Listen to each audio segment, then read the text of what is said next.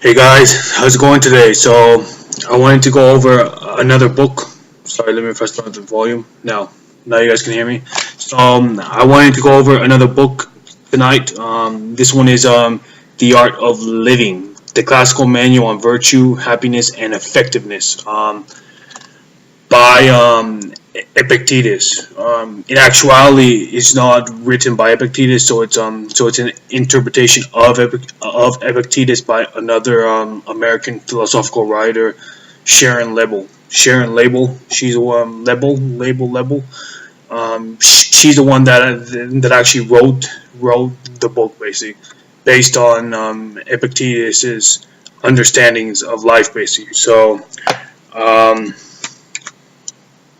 the book is really a self help practical book basically, so it can be applied to your life directly basically. It's a really good book, and I've learned a lot basically of just reading it at least once every 3-4 days basically. So I read this book one more time. I read this book once every 3 to 4 mornings basically, and I do it though because it's all about self help, and it's all about understanding yourself. What are your goals? What are your desires? Focusing on what's in your control, etc. So I'm going to be going over a bit, the book, um, how the book is actually wrote basically is that every single page basically has another tip basically, and so it's just it's just like small pages where you can read basically.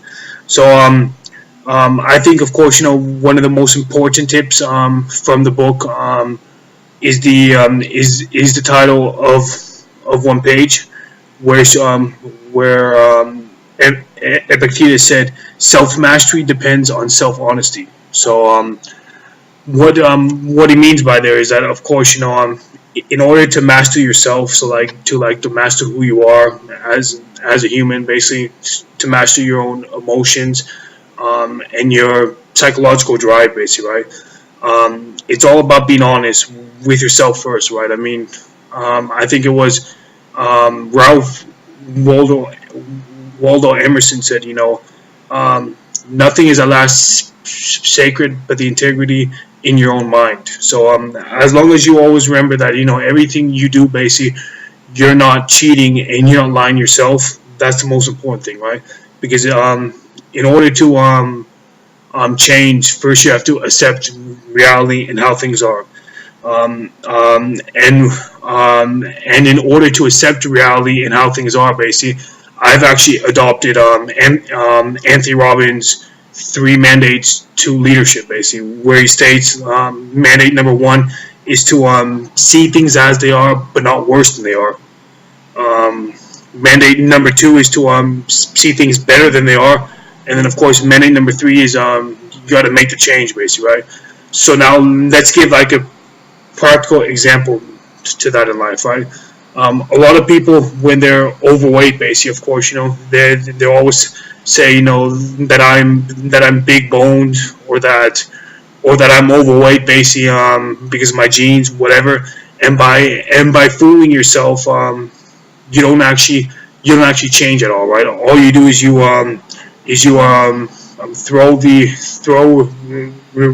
throw reality on your side, and you seriously dilute your own mind base, um, and so if you want to lose weight, basically, right, you have to first come to terms and come to reality with how much you actually weigh, basically, right? Not in a bad sense, right? But the only way change is going to happen is if you see things as they are, but not worse than they are. Um, Freud said, if you guys read Freud's book Civilization and its Discontents, he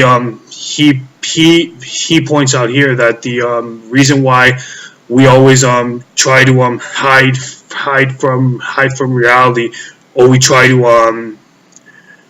move away from the truth, basically, is because the truth is too hard, right? In his book, he says, life entails too much pain, too many misery, too many insoluble problems. We cannot live life without palliative measures, and all these measures are three types. Powerful diversions, substitutive gratifications, and intoxicants, right? Which all, of course, move us away from reality, distort us away from reality, right? So it's just really important, really, to see things as they are. Another great example, which you guys can read about, if you guys know about the billionaire hedge fund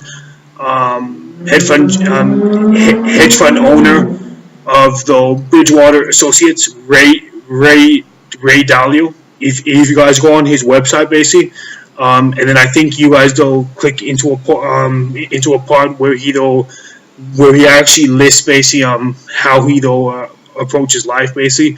Ray Dalio says that you have to live life really like if though you were a machine looking down on your life basically, because the only way you can change your life, of course, is to come to like reality with how your life really is, right? And so he points out the fact that use the like analogy of you are a machine looking down on your life basically. Right? You have like a topographical view of your life, of your habits basically, right? And so whatever you want to change basically, you want to change having that view. So as you look down on your life basically, then you can find out, and you can see, what sort of issues you may have, what kind of problems you may have and stuff. And then of course you can always seek help, But the main point to actually take away from this analogy is that by looking on your life, what you're doing is that you're seeing things as they are, but not worse than they are. So that's the key point there. Now, some other really good and effective points basically in this book. Really, he says, Epictetus says what Stephen Covey says. Know what you can control and not. So, of course, those who've read the famous book, The 7 Habits of Highly Effective People. Stephen Covey talks about the same thing. Double down on what's in your circle of influence, because you can only influence that, and the rest is in fortune's control and not in yours. Another point Epictetus writes is mind your own business. Now, what he means by that, if you guys read Robert Kiyosaki's book, Rich Dad, Poor Dad, in the book, Robert, goes into the fact that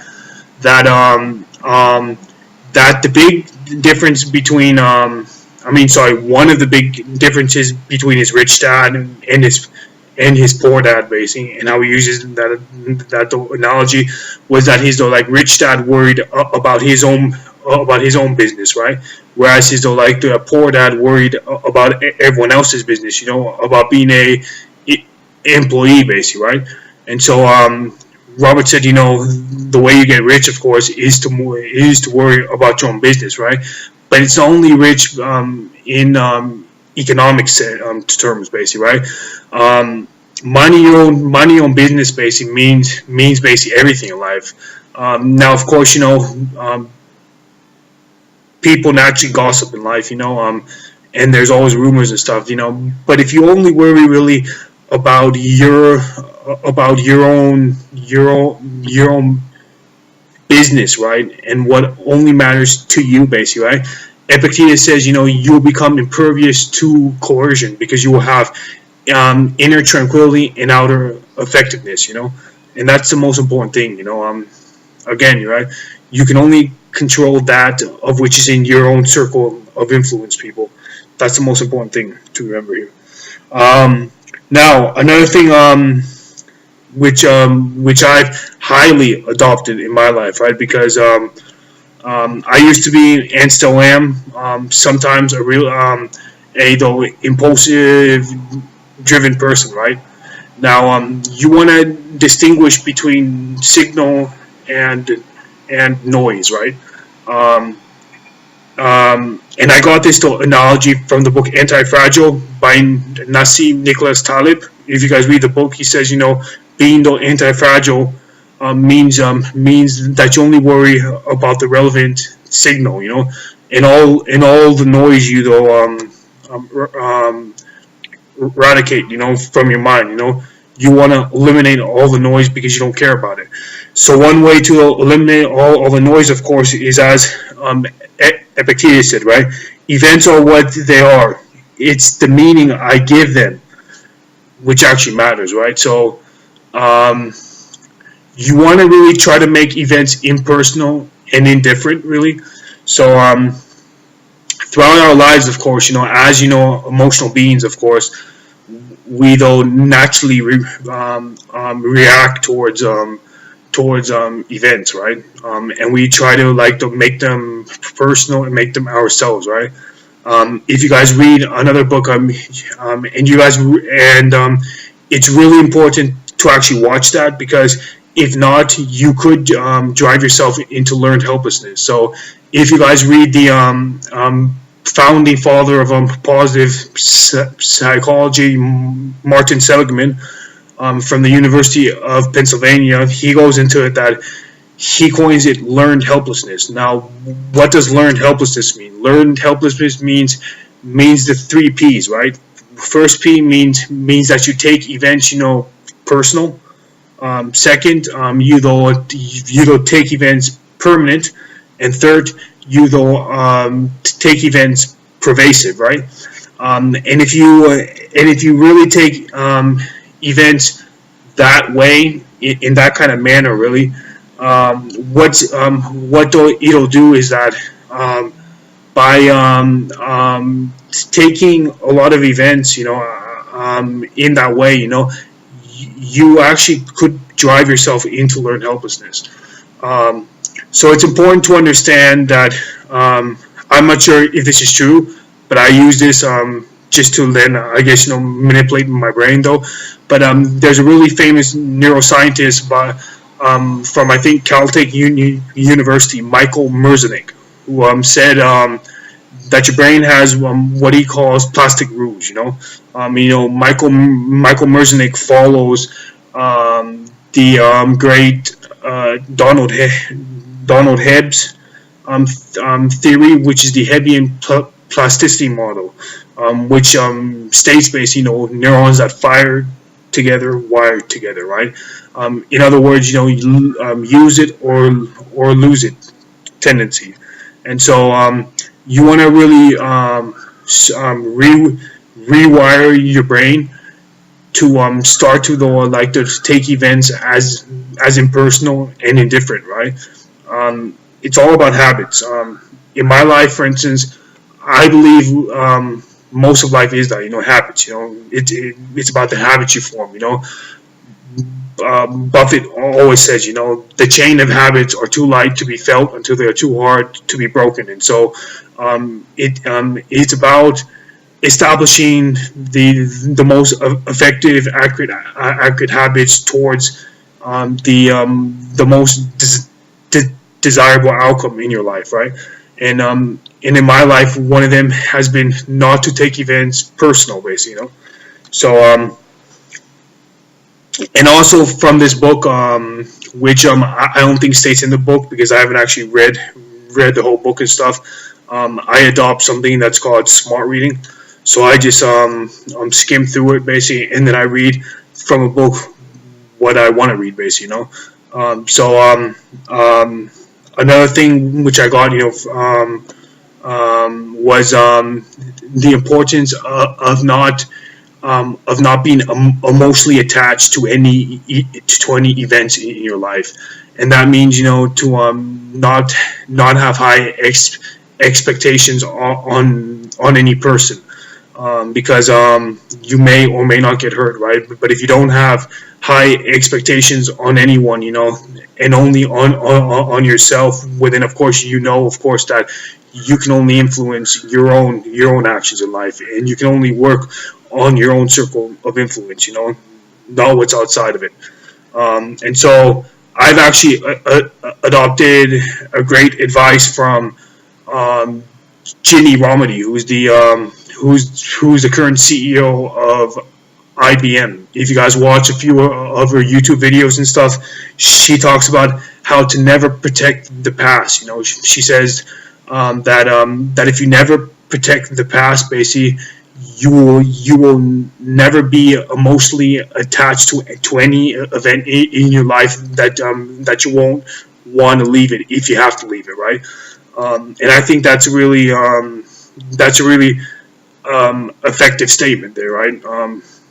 You never want to be emotionally attached to any event in your past, period. Now,